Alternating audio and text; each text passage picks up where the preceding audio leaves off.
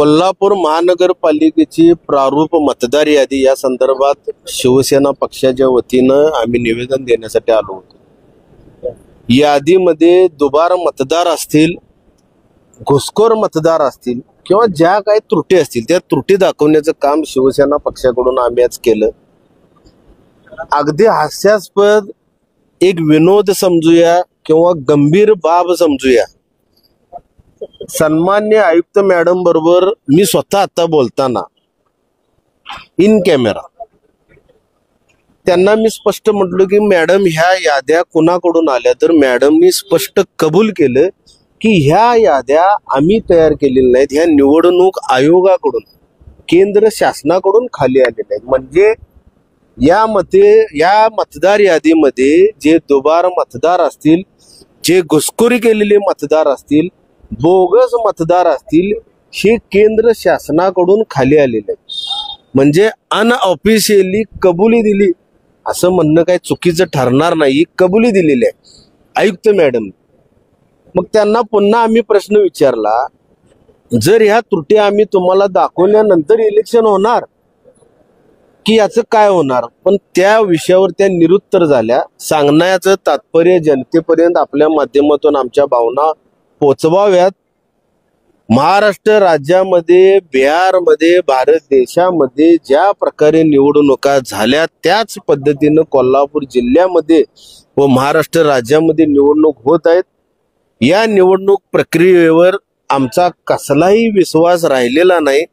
प्रशासन असेल, निवडणूक आयोग असेल आणि केंद्र शासित जे कोण मंत्री महोदय असतील, या सगळ्यांचं एकमेकाबरोबर लागेबंदे झालेलं आहे।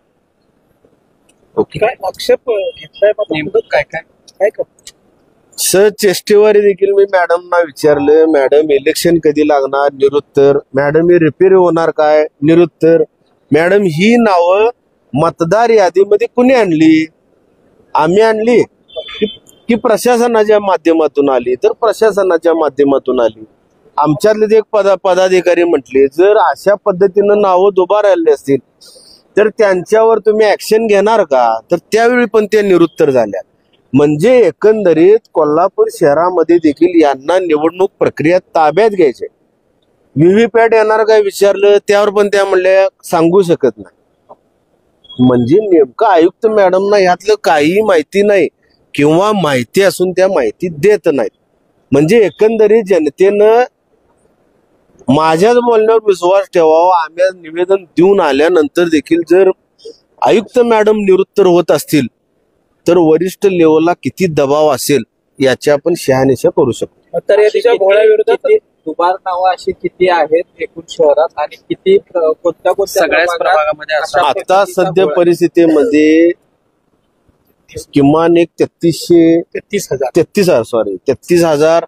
ते 40,000च्या रेंजमध्ये नावं आम्हाला सापडलेली। आम्ही ते पुराव्यानिशी दिली त्यांनी त्यात आक्षेप घेतला होता की ज्यांची दुबार नावे आहेत त्यांनी त्यांचं आधार कार्ड द्यावं।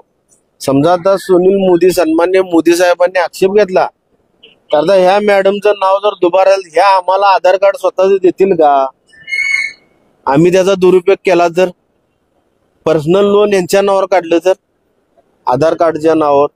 म्हणजे थोडक्यात काय की त्यांना या प्रक्रिया पूर्णपणे पारदर्शक करायच्या नाहीत। यातून सिद्ध होतं आम्ही अनऑफिशियली बहिष्कार टाकला असं म्हणणं चुकीचं ठरणार नाही। मॅडम आम्हाला स्पष्टपणे, मी पुन्हा एकदा रिपीट करतो, जिथं कुणाचं शूटिंग चाललं असेल तर त्या शूटिंग मध्ये आला असेल, ही यादी केंद्र शासनाकडून, निवडणूक आयोगाकडून आमच्याकडे आलेली आहे असं मॅडमनी स्पष्ट कबुली दिलेली आहे।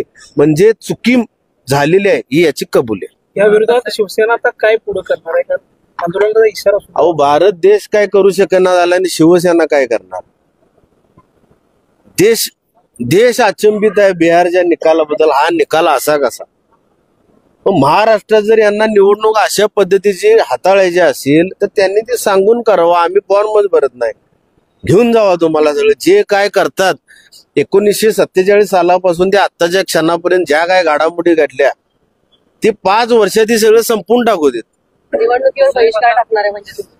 निवडणुकीवर बहिष्कार मी म्हटलो नाही, निवडणुकीवर बहिष्कार नाही, ह्यांच्या ह्या प्रवृत्तीवर आमचा बहिष्कार। निवडणुकीवर कशाबद्दल बहिष्कार टाकायचा?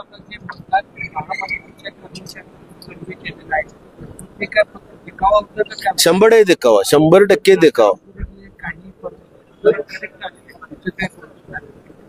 तिथलं मला माहिती नाही, पण यांनी जे आता म्हणजे आमच्याकडून निवेदन स्वीकारणे, आम्ही पाहतो, देखेंगे दिलाएंगे सोचेंगे, एवढाच विषय यांचा सुरुवात.